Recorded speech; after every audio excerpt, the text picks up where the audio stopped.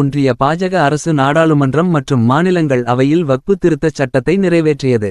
இதனை கண்டித்து இந்தியா முழுவதும் பல்வேறு போராட்டங்கள் நடைபெற்று வருகிறது.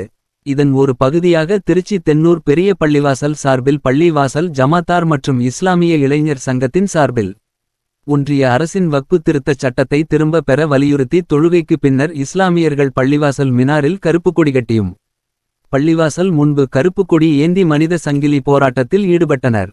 அப்போது ஒன்றிய அரசு உடனடியாக வக்பு திருத்தச் சட்டத்தை திரும்ப பெற வேண்டும், மக்கள் விரோத போக்கை கைவிட வேண்டும் என வலியுறுத்தி 200க்கும் மேற்பட்ட இஸ்லாமியர்கள் கோஷமிட்டனர்.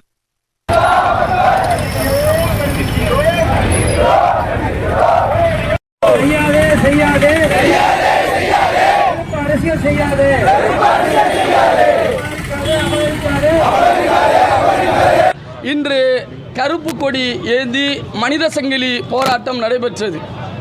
இந்தியாவிலே வக்ஃபு திருத்த சட்டம் அல்லாது வக்ஃபு திருட்டு சட்டம் என்பவர்கள் இந்த வக்ஃபு திருட்டு சட்டத்திற்கு எதிராக மனித சங்கிலியுடைய போராட்டம் நடைபெற்றது. இந்த வக்ஃபு திருத்த சட்டத்தை மத்திய அரசு உடனடியாக திரும்ப பெற வேண்டும். நான் இந்த சட்டத்தில் உள்ள பிரச்சனைகளை விரிவாக சொல்லுவதற்கு நேரம் இல்லை.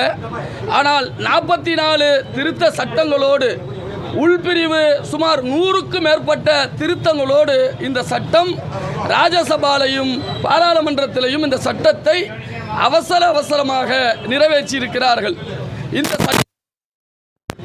இந்திய கூட்டணியில் இருக்கக்கூடிய நாடாளுமன்ற உறுப்பினர்கள் மத பாகுபாடு பாரபட்சம் இல்லாமல் நாடாளுமன்றத்தில் இந்த சட்டம் எத்தனை வகையான பிரச்சனைகளை ஏற்படுத்துகிறது, முஸ்லிம் சமூகத்திற்கு இந்த சட்டம் எந்த வகையான அநீதிகளை ஏற்படுத்துகிறது என்பதை நாடாளுமன்றத்தில் இந்திய கூட்டணியை சேர்ந்த திமுக உள்பட எல்லா நாடாளுமன்ற உறுப்பினர்களும் ராஜ்யசபா வரை பேசிய இந்த சட்ட பிரச்சனைகளை உங்களுக்கு தெரியும்.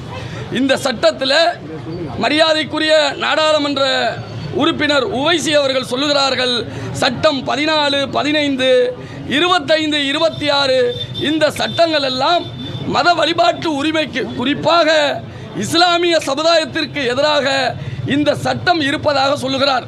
நாங்களும் இந்த சட்டத்தை அவர் சொல்லும் வழியில் பயப்படுகிறோம். பாசிச இந்த பாஜக காரர்கள் சொல்லுகிறார்கள், இது முஸ்லிம் வக்ஃபு திருத்த சட்டம் என்பது அவர்களுக்கு நாங்கள் சொத்தை மாஃபியாக்களிடம் இருந்து மீட்டு தருகிறோம் என்று சொல்லுகிறார்கள்.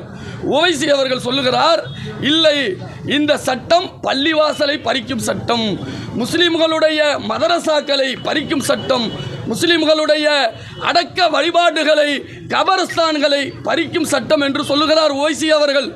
அதோடு எங்களுடைய தலைவர் மரியாதைக்குரிய பேராசிரியர் சொல்லுகிறார், இந்த சட்டம் என்பது இருக்கவே கூடாது, இந்த வக்ஃபு திருத்தம் அல்ல, இது டமாலிஷ் பண்ண நினைக்கிறாங்க, இந்த சட்டத்தை வக்ஃபு திருத்தமே இருக்கக்கூடாது என்பதை தான் இந்த பாஜக அரசு செயல்படுவதாக பேராசிரியர் ஜவாஹிருல்லா அவர்கள் சொல்லுகிறார்.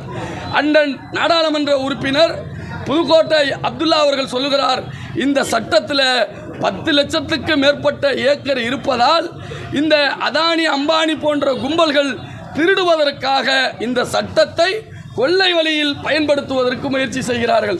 நான் ஒரு சின்ன விஷயம் சொல்கிறேன். மரியாதைக்குரிய மோடி அவர்கள், அமித்ஷா அவர்கள்லாம் சொல்லுகிறார்கள், இந்த வக்ஃபு திருத்த சட்டம் என்பது முஸ்லிம்களுக்கான சொத்துக்களை மீட்டு கொடுப்பதாக. அதானி அவர்களுக்கு 2002 21 கோடி ரூபாய்க்கு ஒரு சொத்து வாங்கி வக்ஃபு சொத்தை சுமார் 15,000 கோடி ரூபாய்க்கு இன்னைக்கு அவர் சொகுசு பங்களா கட்டியிருக்கிறார். மரியாதைக்குரிய மோடி அவர்கள் முஸ்லிம்களுக்கு இந்த வக்ஃபு சட்டத்தை மீட்டு தருவதாக சொல்லுகிறாரு. அதானிடமிருந்து அந்த வீடை எங்களுக்கு அந்த இடத்தை பெற்றுத்தர முடியுமா மோடியால்? மரியாதைக்குரிய மோடி அவர்களே, அம்பானியிடமிருந்து உங்களால் பெற்றுத்தர முடியுமா? இந்த மாதிரி எங்களுடைய சொத்துக்களை மாஃபியாக்கள் வைத்திருக்கிறார்கள் என்று சொல்லுகிறீர்கள். மாஃபியாக்களிடமிருந்து எங்களுக்கு எப்படி இந்த சொத்துக்களை பெற்றுக்கொள்ள முடியும் என்பது எங்களுக்கு தெரியும்.